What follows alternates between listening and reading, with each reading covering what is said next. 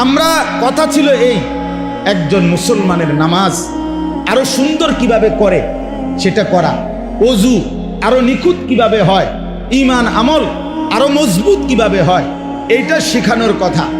কিন্তু আজকে আফসোস হইল যে আমার যেমন আমার আজকে 23 বছরের মতো প্রায় আমি এই কম বেশি আল্লাহর দয়ায় যেটুকু ওয়াজের এই জমিন আল্লাহর কথা বলার সুযোগ আল্লাহ দান করছেন, তো এটা প্রায় 23 বছর আমার নিজের।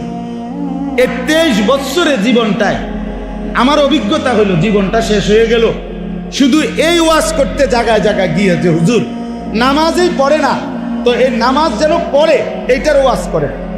তাইলে যেখানে কথা ছিল যে নামাজ কেমনে আরো সুন্দর হবে, রুকু কেমনে আরো সুন্দর হবে, নামাজ কেমনে আরো জান্নাতমুখী হবে, এটা বলানোর কথা ছিল।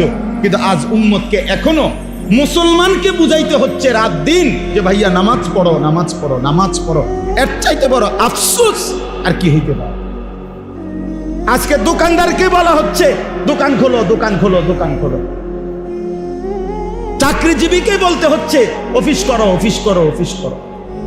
মুসলমানকে বলতে হচ্ছে রাত দিন যে নামাজ পড়ো, নামাজ পড়ো। এর চাইতে বড় আফসোস। তাহলে বাকিটা সুন্দর করবে কখন? বাকিটা ঠিক করবে কখন?